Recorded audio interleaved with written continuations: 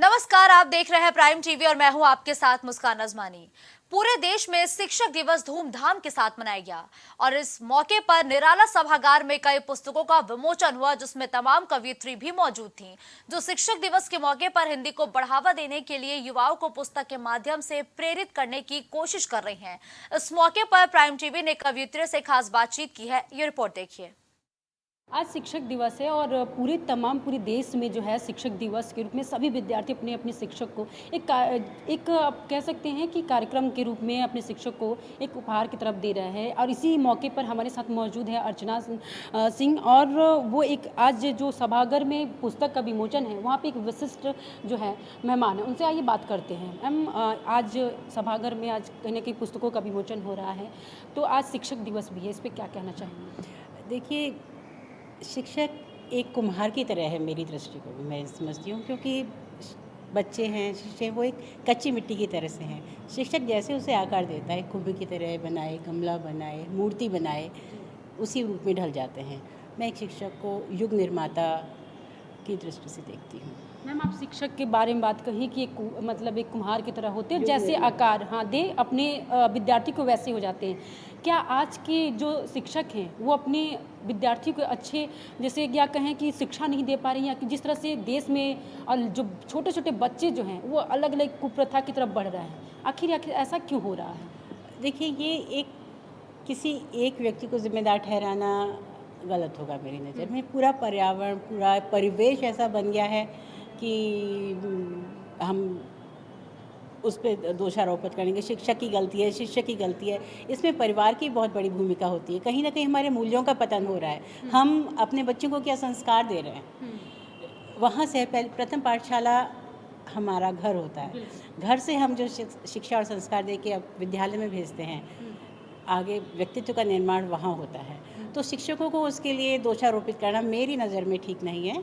ठीक है, हाँ, सभी तरह के लोग हैं, शिक्षक भी कहीं, आज हम देख रहे हैं अखबारों में सब जगह कहीं ना कहीं हमें कुछ ऐसी अनर्गल बातें सुनने पढ़ने को मिल रही हैं जो नहीं होनी चाहिए। आपने भी सुना होगा, तमाम ऐसे शिक्षकों पे आरोप लगाया जा रहा है, लड़कियों को जो है वहाँ पे किस तरह से आरोपित किया जाता है, तमाम ऐसे शिक्षक इसे तो आखिर ऐसा क्यों? क्या शिक्षक भी अब उसी राह पे चल पड़े हैं जिस राह पे छोटे बच्चे, या क्योंकि शिक्षक तो हमारे एक ज्ञान के एक मूर्ति होते हैं, वो हमें ज्ञान सिखाते हैं, आगे बढ़ाने के प्रेरित करते हैं, लेकिन अब शिक्षकों का जो है परिभाषा बदलते जा रहा है, आखिर क्यों ऐसा हो रहा है देश में? देखिए, शिक्षक भी तो आम आदमी से निकल कर ही बना है। तो आम आदमी में जहाँ विकृतियाँ उत्पन्न हो रही हैं वही शिक्षक भी हैं, लेकिन अपवाद सब जगह हैं। सभी शिक्षकों को उस श्रेणी में रखना उचित नहीं होगा।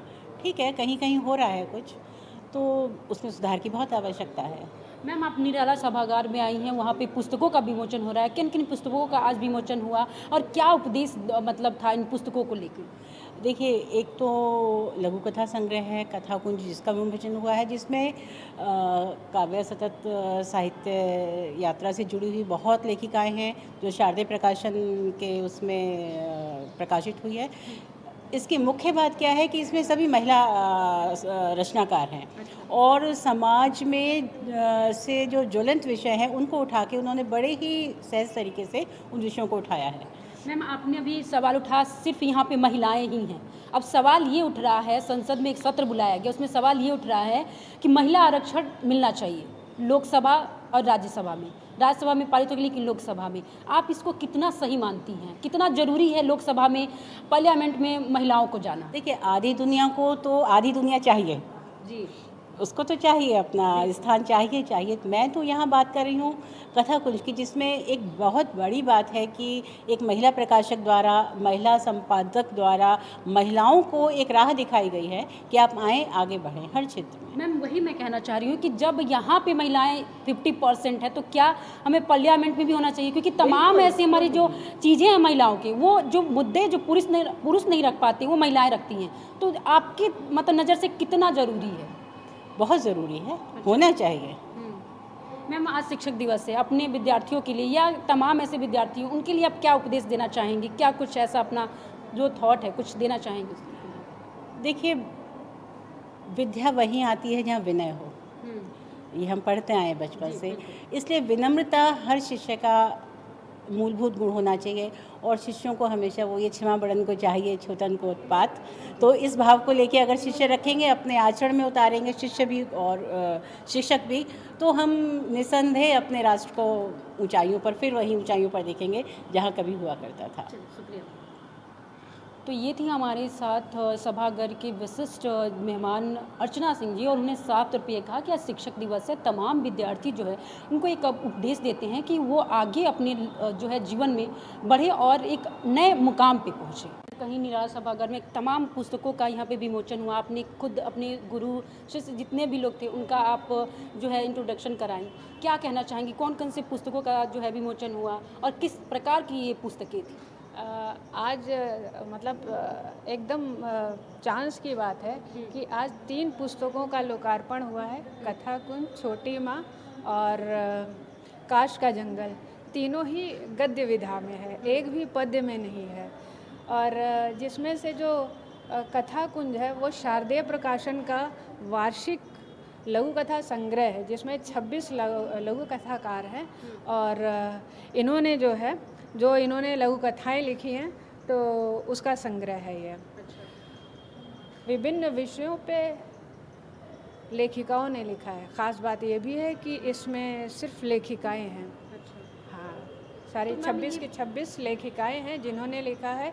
और जो छोटी माँ है वो कहानियों का संग्रह है, निर्मला सिंह चंद की कहानियों का संग्रह है। और अलका प्रमोद जी की कहानियों का संग्रह है काश का जंगल, जिसमें काश का जंगल जो कहानी है वो लगातार कई भागों में चलती है, 6 भागों में चली है वो कहानी। और आज की जो विषमता है, आज के समय की जो विषमता है कि ना जो 2 पीढ़ियों का अंतर्द्वंद है, मतलब 2 पीढ़ियाँ जो है, पिताजी पुत्र से नहीं अपनी परेशानी कहते हैं और पुत्र पिता से पूछता नहीं है। तो होता क्या है कि जब कोई एक हट जाता है नज़र के सामने से, तब उनको लगता है काश हमने पूछ लिया होता, काश पिताजी ने बता दिया होता। तो ये काश ही हमारी ज़िंदगी में रह जाता है। तो अगर कोई पढ़े तो ये पुस्तकें जो है आपका मार्गदर्शन भी करती हैं कि जो आप सोच रहे, थोड़ा सा परिवार को परिवार समझिए। हर समय मोबाइल में अगर लगे रहेंगे तो वो जो आपके आभासी मित्र हैं वो आपके घर में कुछ भी नहीं करने आएंगे। आपके घर का जो संबंधों का समीकरण है वो बिगड़ता जा रहा है। और इन लगभग तीनों ही किताबों में इसी बात को अलग अलग तरीके से कहा गया है। मैम, आपने कहा कि महिलाएं जो हैं पूरी कवित्री हैं, तीनों जो भी पुस्तक लिखी महिलाएं लिखी विशेष तौर पे, तो क्या संदेश देना चाह रही हैं कि महिलाओं के और इसमें बढ़ना चाहिए और महिलाएं जो हैं वो हमारे समाज की हर जो समस्या है उसका निवारण करती हैं, उनके बारे में बताती हैं, आप यही कहना चाह रही हैं इसके?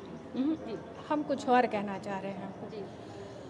अब अगर हमने अपनी बात कह दी तो हमारे मन में तो कुछ घुमड़ा ही नहीं, लेकिन अगर हमें कोई बात कहनी ही नहीं दी गई तो क्या होगा?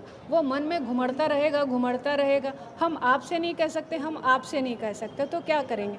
पेन डाउन करेंगे, वरना पागल हो जाएंगे। स्त्रियों की स्थिति यही है कि वो पूरे समय काम करती हैं और शाम को उनसे पूछा जाता है दिन भर करती क्या हो।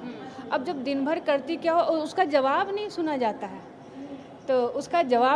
जाता है, और तो नेचुरली वो क्या करेंगे? किसी से तो कहेंगे कि नहीं, मैं गलत नहीं हूँ, है ना, मैं काम कर रही हूँ, मैं ऐसा काम कर रही हूँ, सुबह से लेकर शाम तक नींद में भी काम कर रही हूँ, और ऐसा काम है जिसका कोई पैसे नहीं मिल रहे, कोई छुट्टी नहीं मिल रही, पूरा जीवन काम कर रही हूँ अवैतनिक।